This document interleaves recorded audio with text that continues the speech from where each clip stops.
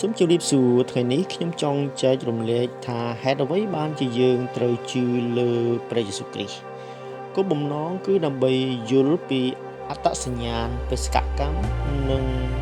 សារៈសំខាន់នៃព្រះយេស៊ូវគ្រីស្ទព្រមទាំងមូលហេតុដែលទ្រង់ជាចំណុចកណ្ដាលនៃសេចក្តីសង្គ្រោះសម្រាប់មនុស្សជាតិចំណុចទី1ទាក់ទងទៅនឹងអត្តសញ្ញាណរបស់ព្រះយេស៊ូវគ្រីស្ទមុននឹងយើងនិយាយអំពីមូលហេតុដែលត្រូវជឿយើងត្រូវដឹងថាព្រះយេស៊ូវគ្រីស្ទជានរណាខ្ញុំសូមយកមកបង្ហាញតែពីរចំណុចគឺចំណុចទី1ទ្រង់ជាព្រះរាជបុត្រានៃព្រះនៅក្នុងយូហានចំពុក1ខ1និងខ14ចំណុចទី2ទ្រង់ជាព្រះអង្គសង្គ្រោះនៅក្នុងម៉ាថាយចំពុក1ខទី21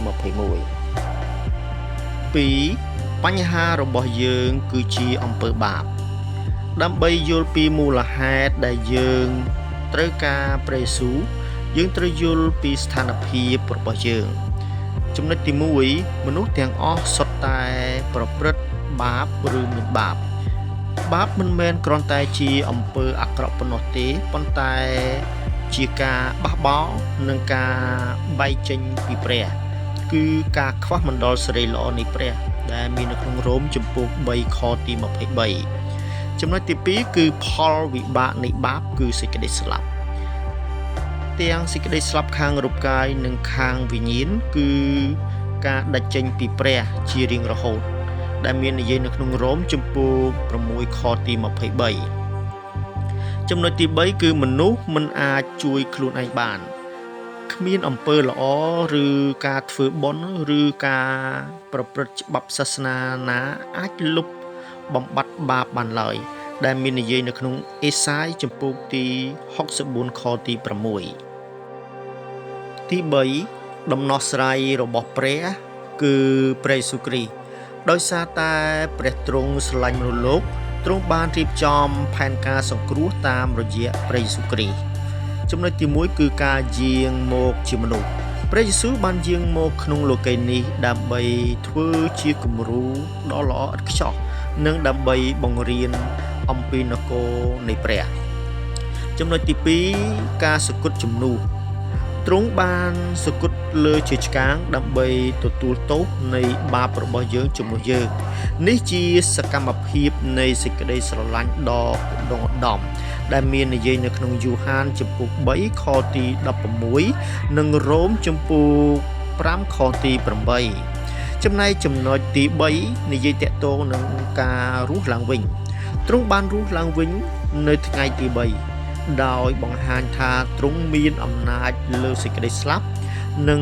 បានផ្ដល់ជាជំនះដល់យើងដែលមាននិយាយនៅក្នុងកូរិនថូសខ្សែទី1ចំពោះទី5ខ3ដល់ខ4ទី4ហេតុអ្វីយើងត្រូវតែជឿលើព្រះយេស៊ូវគ្រីស្ទការជឿលើព្រះយេស៊ូវគ្រីស្ទមិនមែនគ្រាន់តែជាជម្រើសមួយក្នុងចំណោមជម្រើសជាច្រើននោះទេប៉ុន្តែជាការចាំបាច់សម្រាប់ហេតុផលដូចខាងក្រោមនេះហេតុផលទី1គឺដោយសារព្រះយេស៊ូវគ្រីស្ទគឺជាផ្លូវតែមួយគត់ទ្រង់បានមានបន្ទូលថាខ្ញុំជាផ្លូវជាសេចក្តីពិតនិងជាជីវិតគ្មានអ្នកណាមកឯព្រះបិតាបានឡើយលើកតែតាមរយៈទ្រង់តែប៉ុណ្ណោះដែលមាននិយាយនៅក្នុងយូហានចំពុកទី14ខទី6ចំណែកចំណុចទី2ដោយសារគ្មានឈ្មោះផ្សេងទៀតសម្រាប់សង្គ្រោះ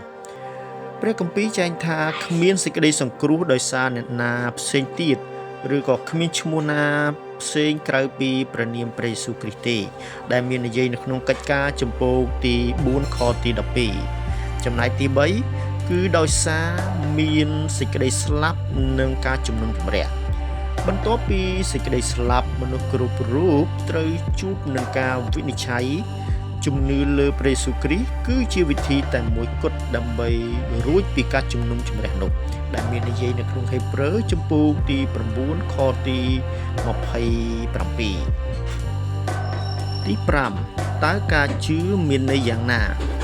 ការជឿលើព្រះយេស៊ូវគ្រីស្ទមិនមែនគ្រាន់តែជាការទទួលស្គាល់ដោយបញ្ញាប៉ុណ្ណោះទេប៉ុន្តែរួមមានចំណុចទី1ការទទួលស្គាល់ថាអ្នកជាមនុស្សមានបាបហើយត្រូវការសេចក្តីសង្គ្រោះចំណុចទី2ការប្រែចិត្តគ គឺជាការងាកចេញពីអំពើបាបហើយងាកមករកព្រះចំណុចទី3ការទុកចិត្តទាំងស្រុងលើព្រះយេស៊ូវគ្រីស្ទតែមួយគត់ថាទ្រង់បានធ្វើគ្រប់យ៉ាងសម្រាប់ការសង្គ្រោះរបស់អ្នករួចហើយចំណែកចំណុចទី4ការទទួលយកទ្រង់ជាព្រះអម្ចាស់នៃជីវិតរបស់អ្នកហើយដើរតាមទ្រង់ទី6អ្វីដែលអ្នកទទួលបាននៅពេលជឿលើព្រះយេស៊ូវគ្រីស្ទការទទួលបាននៅពេលជឿលើព្រះយេស៊ូវគ្រីស្ទចំណុចទី1គឺការអភ័យទោសពីបាបដែលមាននិយាយនៅក្នុងអេផេសូរជំពូកទី1ខទី7ចំណុចទី2ជីវិតអស់កលដែលនិយាយនៅក្នុងយូហានជំពូកទី3ខ16ចំណែកចំណុចទី3ការបានក្លាយជាកូនរបស់ព្រះនៅក្នុងយូហានជំពូកទី1ខទី12ចំណុចទី4ព្រះវិញ្ញាណបរិសុទ្ធគង់នៅក្នុងអ្នកដើម្បីណែនាំនិងពង្រឹងអ្នកដែលមាននិយាយនៅក្នុងយូហានជំពូកទី14ខ16ដល់17ចំណែកចំណុចទី5គឺសេចក្តីសុខសាន្តនិងសេចក្តីសង្ឃឹមសូម្បីតែនៅកណ្ដាលទុក្ខលំបាកក៏ដោយដែលមាននិយាយនៅក្នុងរ៉ូមជំពូកទី15ខទី13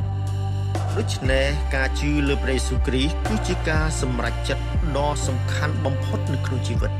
វាមិនមែនគ្រាន់តែជាសាសនាមួយប៉ុណ្ណោះទេប៉ុន្តែជាការស្ដារទំនាក់ទំនងផ្ទាល់ខ្លួនជាមួយព្រះដែលជាអ្នកបង្កើតយើងព្រះយេស៊ូវទ្រង់ផ្ទាល់ក៏បានមានបន្ទូលនៅក្នុងគម្ពីរម៉ាថាយជំពូកទី11ខទី28ថាអស់អ្នកដែលនឿយព្រួយហើយផ្ទុកធ្ងន់អើយ